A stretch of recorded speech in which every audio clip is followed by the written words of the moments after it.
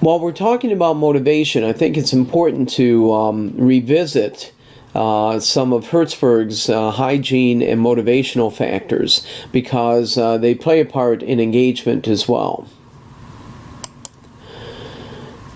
You might remember that Hertzberg claimed that you can design work and workers' experience to influence satisfaction. Satisfaction is one component of both motivation and engagement. So, as I mentioned a moment ago, it begins with written job duties and description, but then goes a little bit further than that. I've never been completely comfortable with the terminology that Hertzberg came up with, but he defined hygiene factors as those things that prevent dissatisfaction.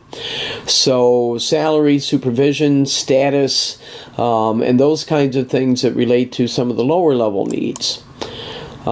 His motivational factors influence productivity and have to do with achievement, the content of the work, the responsibility that's given, and is usually related to some of the higher level needs.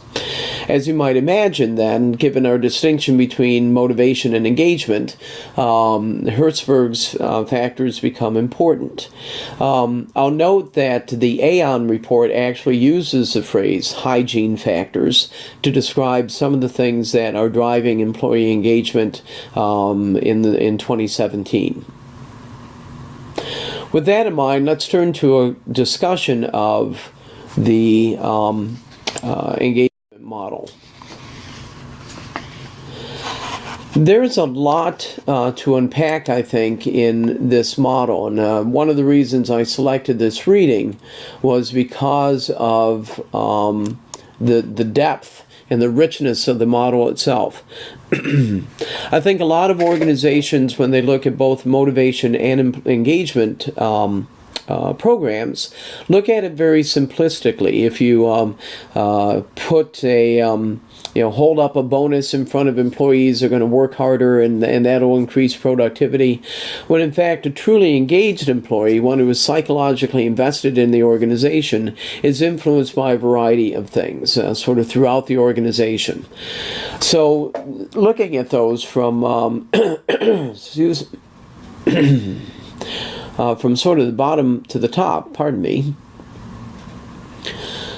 we begin with company practices. Does the company communicate on a regular basis? Is there a customer focus in the company? That is, if you're trying to be productive, does that productivity and does any additional work that you do go toward satisfying the customer's needs? Does the company embrace diversity and inclusion in the workforce? Is there a representation of a wide range of people within the organization, and particularly those that represent the country or the culture in which the organization is located? There's an enabling infrastructure, and what this means is the structure of the organization and the design of the programs, both in engagement as well as employee communication, pay and benefits, and all of those things. Do they work together to form an infrastructure that makes it easier for employees to become more engaged? And then finally, talent and staffing.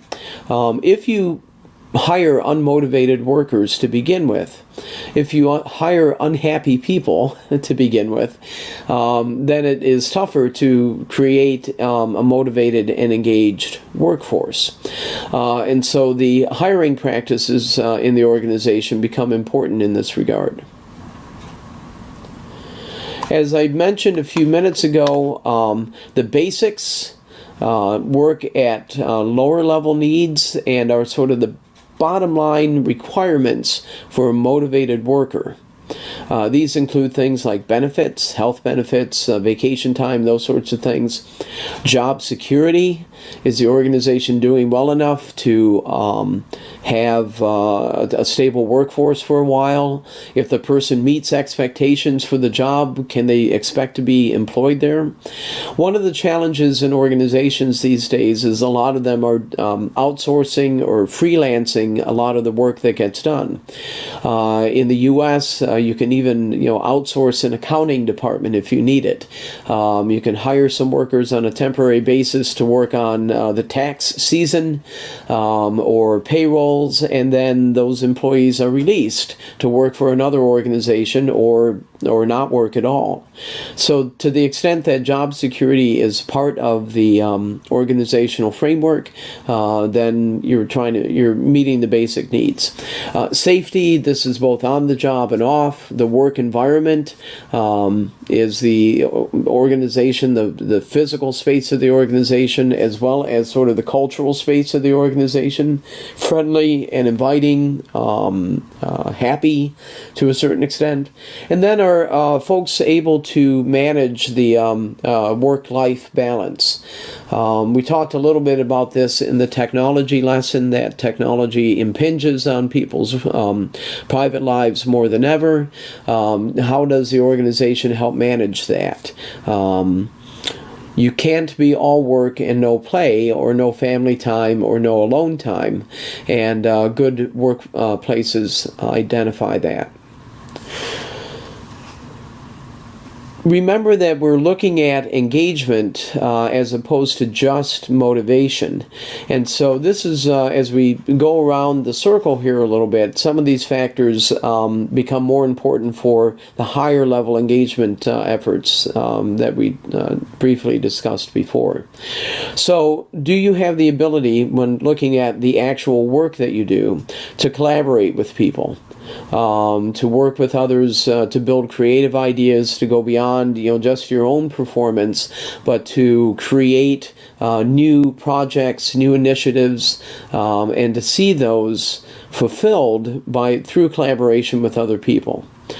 Empowerment and autonomy.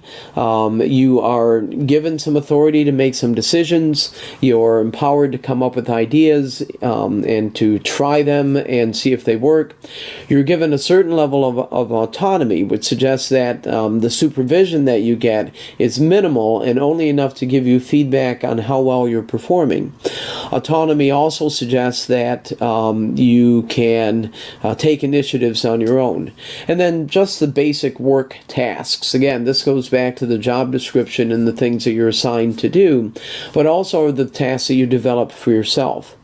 For instance, some time ago, about a year or so ago, I was able to hire an administrative assistant for the communication department. We had not had one for a while, and we have a lot of work that an administrative assistant can be helpful at. While her basic duties are answering the phone, responding to students' queries, keeping records, and that sort of thing, she also took on the responsibility of helping to manage the building. We're the only academic department at LaSalle that has our own building, and it's an old elementary school that could probably use some preventive maintenance, but also contains a TV studio, a bunch of classrooms, offices, etc. Our administrative assistant has made it part of her job to take on the day-to-day tasks of overseeing how well the building is being kept up and addressing any issues that come up with the building or the technology in the building. This is a way in which she was able to expand her job and the work tasks to make it a little more fulfilling for her and very helpful for me. Performance relates to, and you can see by some of the descriptions underneath that, some of the basic things related to motivation, like rewards and recognition, but also the ability to learn more and to grow, to develop talent, to go through training, to make you understand things more than you did before. I hate to break it to you, but after earning a master's degree even, you will know more than you did before, but not all you need to know, especially in a rapidly changing environment. So those organizations that are able to help people learn new things and develop as people and employees help engage workers more. And then career opportunities related to, can you advance in the organization? If your talent is really contributing to the organization, is there a way to move up the ladder or through the organization a little bit, both to get more experience, but also to get the pay and benefits that come with advancing in the career? Senior leadership and a business unit, that's what BU stands for. The leadership at both your department or business unit level and senior leadership is very important in engaging employees. If senior leadership not only says they value employees, but also rewards that engagement, if they themselves work with employees who are engaged and motivated and give them opportunities to work with senior management, if senior leadership invests, takes the organization's resources and invests in programs, then there's a higher likelihood that people will be more engaged. And then finally, this sort of goes, this is a little bit of public relations to a certain extent, but the reputation of the brand, the organization itself as a brand, the products that you produce, the things that the organization does, those contribute to employee engagement. If you are getting the rewards that you want, if you see that you can make contributions to the way that the organization develops, and in the broader perspective, you see that your brand is respected, that it is involved with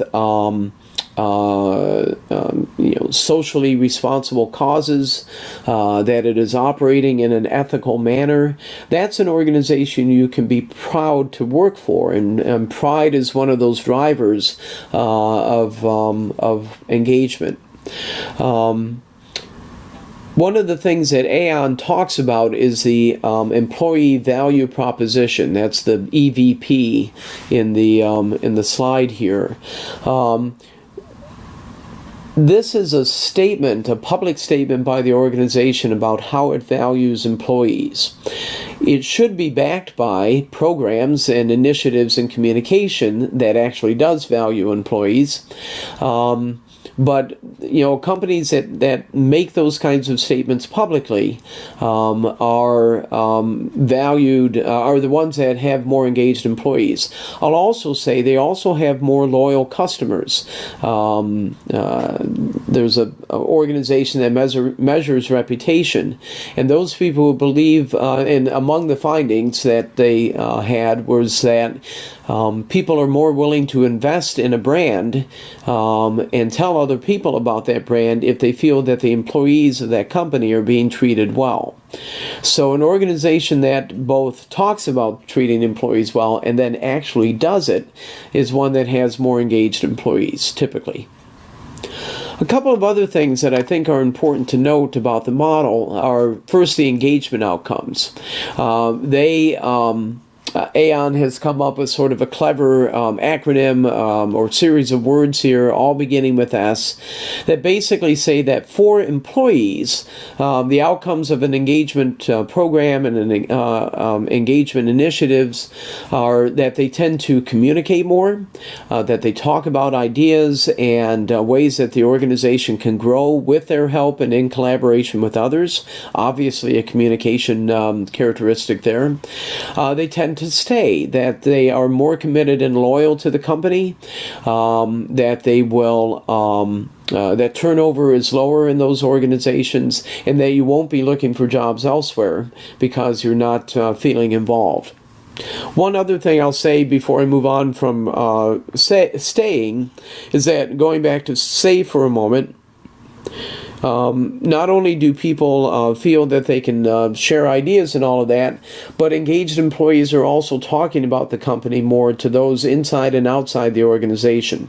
So if you hear somebody talk about a company that they work for at a party that you're at, and they say, "I just love working for this place," then that's a sign that the employee is quite engaged.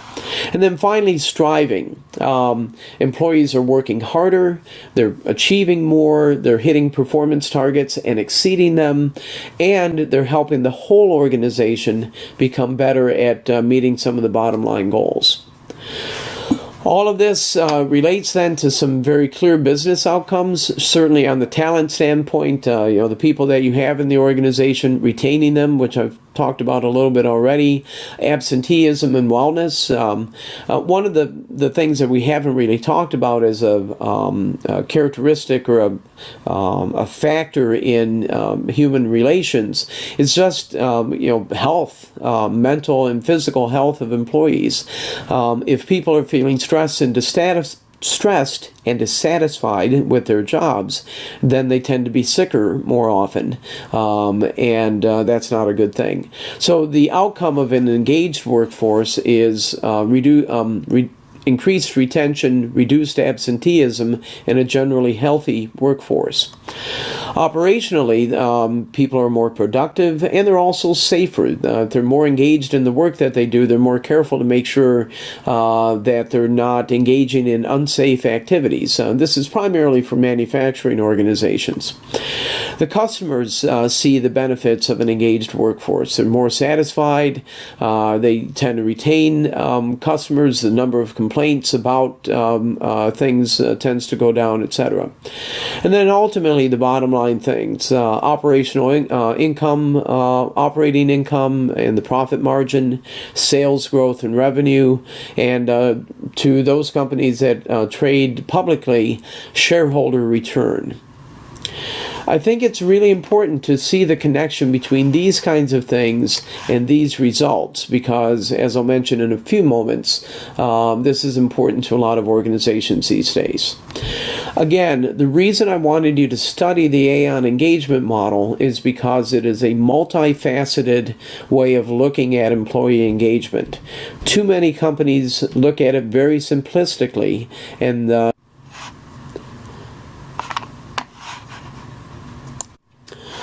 we now turn to the role of communication and engagement. A little earlier we looked at how communication influences motivation, and I think it's important to keep some of those things in mind. We'll chat about that in a second.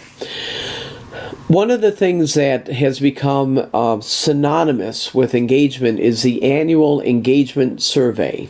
Sometimes they're satisfaction surveys, but it's a way of checking up on how employees are feeling about the organization, its communication, and just the general happiness in the organization. And when we talked about communication audits, we talked about satisfaction with both communication and with the job itself. And so these have become ubiquitous. They're everywhere, right? So on one hand, something you might recall from the Hawthorne studies is that, surveys actually communicate to employees that management is trying to pay attention, that management is concerned about their happiness, their satisfaction, and is interested in getting feedback about how that's working. So that's the good news. Doing a survey actually communicates something in and of itself. The challenge is that many companies rely too much on surveys and then don't necessarily follow up on the feedback that they get. They don't report the results out to people. Here's the results of our annual employee satisfaction survey, and we found that people don't like the candy that's offered in the candy machine or whatever. And then nothing happens as a result of those surveys. The survey itself becomes the only thing that people are using to try to motivate and communicate to employees that that they sort of quote unquote want their opinion. This might seem like a small problem, but again, organizations are spending a lot of money on annual employee surveys, and then not necessarily using the information they get, or having conversations with people about what's going on in the job and how the company can improve. So surveys are okay, but they're only a starting point. As I mentioned a few minutes ago, a lot of the communication related to employee needs, clear job descriptions, performance indicators, and so on, that all needs to be in place. Again, Aon referred to that as the basics. Then you need some additional things, making clear connections between a greater mental investment, psychological investment, and the company goals and outcomes. If I can convince people that if I can draw the connection between being focused at work, being creative at work, being collaborative at work, and the bottom line, then employees can sort of have more of an investment in what's going on. There is an employee structure, an ownership structure in many companies these days, where the where the employees actually own the company.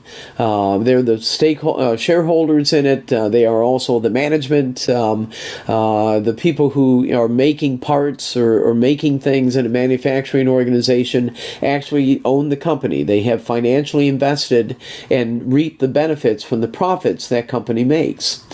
Those tend to be very highly motivated employees because they know that the work that they do affects their own paycheck, affects the company's profitability, and affects the organization's ability to grow and thrive. It is a little harder to make those connections in companies that aren't employee-owned, but those connections need to be made nonetheless. So a good manager will, work with a good employee, an engaged employee, or a set of engaged employees on creative projects that contribute to the organization's growth and development. The messages and programs related to engagement need to be about personal growth opportunities. So in the previous idea, we talked about connecting engagement to the company's growth, but there also needs to be a sense that you're helping employees become more self-actualized. You're helping them move up the hierarchy so that more of their needs are met, but more importantly that they're growing. The training and development course that you'll be taking next week, next month, part of the justification for training and development programs in the first place is that they afford employees the opportunity to develop as people. Companies that help support higher education, going back to school, for instance, see that as a way of having employees that are better informed and better able to help the organization do its thing. But it's also a personal growth opportunity for those employees as well. So the company needs to communicate what those opportunities are. The next feature of communication and engagement is thinking about the personal connections that are involved in engagement programs. To a great extent, personal connections are as important as programs and surveys. So it's one thing to have a training and development program. It's one thing to do the personnel and engagement surveys that I mentioned earlier. But rather than just having a survey that's kind of impersonal, or a training program that's sort of one size fits all, many good engagement programs, many good engagement efforts involve personal connections between an employee and a supervisor, between employees and a cohort, between senior management and employees, and that having conversations about how work is going, ideas for how to better improve, how to improve the company or the business unit or the office. Those conversations are the things that help employees stay engaged. It's hard to become engaged and psychologically motivated, I guess, with a survey. Ooh, boy, I get to fill out more questions. In this case, those managers who take into account the human factors at work are more successful at engaging their employees. Then finally, communication and management practice need to account for the multifaceted nature of engagement. There is a tendency, for instance, to just focus on the basics and with a couple of additional things to, like training and development and those sorts of things. But if you go back to the Aon model and look at the various dimensions of engagement, all of those need to be in place. And so it's partly a communication thing. The communication officer offices or the corporate communication director's responsibility to make sure these things happen, but it's kind of a top-to-bottom, system-wide look at how employees can be engaged. It can't just be an add-on to an organization's planning. So yes, you can have a communication effort geared toward informing people about benefits and those kinds of things, but you also need to have conversations and interpersonal interactions built into the system so that people feel more connected to the organization and to each other. Most programs are just too simple to fully engage employees.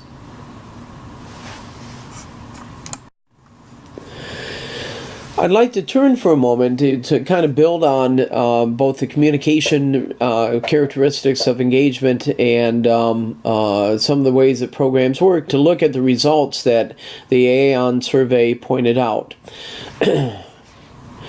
It was the title of that section, you might remember, was somewhat related to overturning conventional wisdom. And I had to chuckle at that as I read the report because there were some things that we discussed last week that pertain to that. So the top 5 drivers for engagement opportunities, those things that employees were looking for and that they felt were most likely to keep them engaged, began with rewards and recognition, employee value proposition. Does the company as a whole, what does the company as a whole say it will provide to employees, and where do employees fit into the larger scheme of things?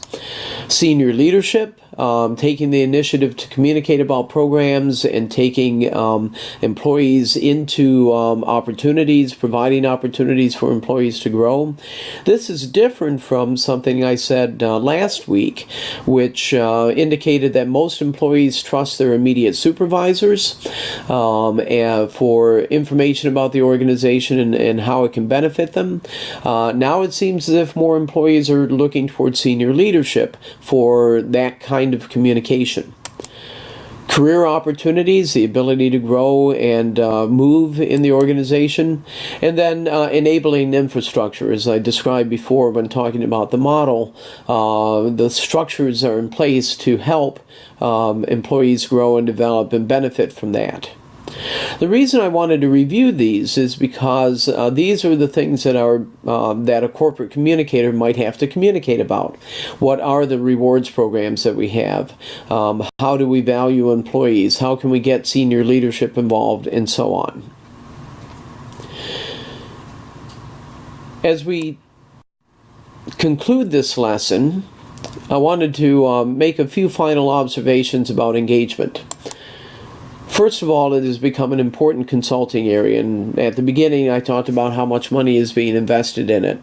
And so if you're looking for a way to take your strategic communication degree and put it to work, there are a lot of consulting firms and even departments within organizations that are involved in this. Organizations, though, are demanding a clearer connection between motivation and engagement efforts and the bottom line.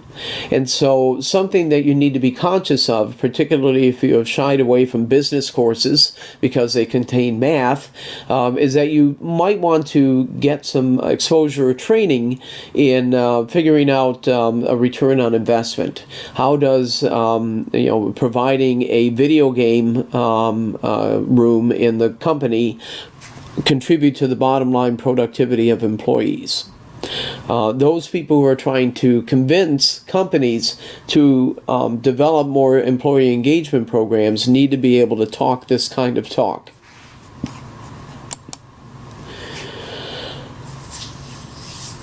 While we've been talking a lot about what the organization can do for employees, I think it's important to understand that motivation and engagement is not just the company's responsibility, it's about you as well. If you're not a motivated person, if you haven't gotten direction in your life, if you aren't mature enough to accept additional responsibilities, then those are some things that you need to develop. it doesn't necessarily mean that you enter an organization with an absolutely clear direction on what your career trajectory is going to look like, but at least you need to have a sense of understanding of what satisfies you, where you'd like to see yourself in 5 years, and that sort of self-reflection is an important part of this. I do have a couple of self-reflection questionnaires that will be or posted as part of this lesson. They are mainly to identify some of the things that motivate you at this point, and so you might want to take some other opportunities for some self-reflection to say, all right, where do I want to be personally in the next few years? And the final thought here, and this is a commentary partly on Aon's report that you had to read. There are a lot of things that contribute or take away from employees' engagement that lie outside the organization. People come to work with all sorts of things on their minds, and lately, in addition to whatever personal things might be on your mind, the Aon report focuses on the concerns and fears that people have about society in general, the stability of organizations, partly because of the political challenges that many organizations or many countries face, both in Europe and the United States and really around the world. A lot of political instability. Brexit is an example of an upheaval that has disrupted workers' lives and organizations. Social upheavals, the immigration issues and those sorts of things, and even technology, the rapidly changing technology that suggests, if you think back to the bottom line here, I can have productive workers, but I can probably create a machine that's even more productive and won't ask me for a video game in the company headquarters. So these sorts of things are influencing how motivated people are, whether they're engaged in an organization, and really the sort of future of organizations themselves.